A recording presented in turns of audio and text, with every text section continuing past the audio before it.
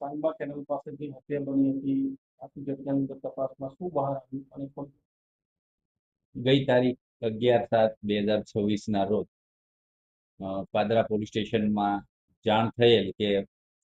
સાંગમા ગામે ઓએનજીસી ના ગેટ પાસે કેનાલમાં એક અજાણી સ્ત્રીની લાશ પડી છે, જે અનુસંધાને પાદરા પોલીસ દ્વારા તપાસ કરવામાં આવતા ત્યાં સ્થળ પર એક અજાણી સ્ત્રીની લાશ કેનાલમાં અર્ધ ડૂબેલી હાલતમાં મળે તો તે અંગે ગુનો દાખલ કરી અને આઈજીપી સાહેબ વડોદરા રેન્જ, પોલીસ અધિક્ષક સાહેબ વડોદરા ગ્રામ્ય ના માર્ગદર્શન નીચે વડોદરા ગ્રામ્ય એલસીબી, એસઓજી, ત્યારબાદ પાદરા પોલીસ અને વડોદરા ગ્રામ્ય ડિવિઝનના ડીવાયએસપી કિરણબેન ઠાકુર વગેરેની ટીમ બનાવી અને સૌપ્રથમ તો મરણ જનાર અજાણી સ્ત્રીની ઓળખ પ્રસ્થાપિત કરવી જરૂરી હતી. તેથી ગાંડીવ સોફ્ટવેરનો ઉપયોગ કરી અને ડીવાયએસપી કિરણબેન ઠાકુરે ખૂબ જ કુશળતાથી મરણ જનાર સ્ત્રીના ફોટા ઉપરથી એ સ્ત્રીની ઓળખ થઈ અને એના ઉપરથી આગળ તપાસ કરતા જાણવા મળ્યું કે મરણ જનાર સ્ત્રી જે છે એમનું નામ પાર્વતીબેન નરેશભાઈ ઠાકોર અને પાલેજમાં રહે છે. એ બાબતની માહિતી મળી, ત્યાંથી તપાસ કરતા એ હકીકત સાચી જણાય. જે અનુસંધાને ત્યારબાદ આગળની તપાસમાં ચાલુ રાખી અને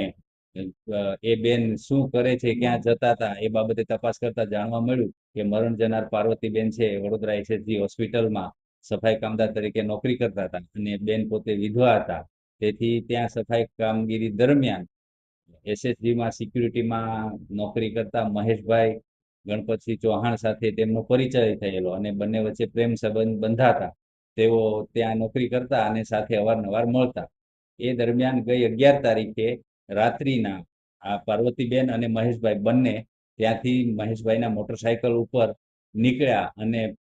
સાંગમા કેનાલ પાસે આવી અને એ દરમિયાન બંને વચ્ચે બોલાચાલી થતા અને આ પાર્વતીબેન છે જે વિધવા હોય તે મહેશભાઈ સાથે રહેવા માંગતા હોય અને આ મહેશભાઈ એમને સાથે રાખવા માંગતા ન હોય, જે અનુસંધાને બોલાચાલી થતા મહેશભાઈએ તેમની પાસેના લોખંડના સળિયાથી આ બેનને માથામાં ઈજાઓ કરી અને મોતને ઘાટ ઉતારી દીધેલ અને ત્યારબાદ પુરાવાનો નાશ કરવા માટે લાશને કેનાલમાં નાખી દીધેલ. અને આ બધું તપાસમાં વડોદરા શહેરના સીસીટીવી કેમેરાઓ અને તમામ જગ્યાએથી જે રૂટ ઉપર મોટરસાયકલ નીકળ્યું હતું એ બધું તપાસણી કરતા એલસીબી, એસઓજી અને સમગ્ર પાદરા પોલીસની ટીમ તેમજ વડોદરા ગ્રામ્ય ડિવિઝન ખૂબ જ મહેનત કરી અને ટેકનિકલ હ્યુમન સોર્સથી આરોપીને પકડી પાડેલ છે. હાલ તપાસ ચાલુ છે. હાલમાં તો હાલની તપાસ સુધી અન્ય કોઈ આરોપીઓ સહભાગી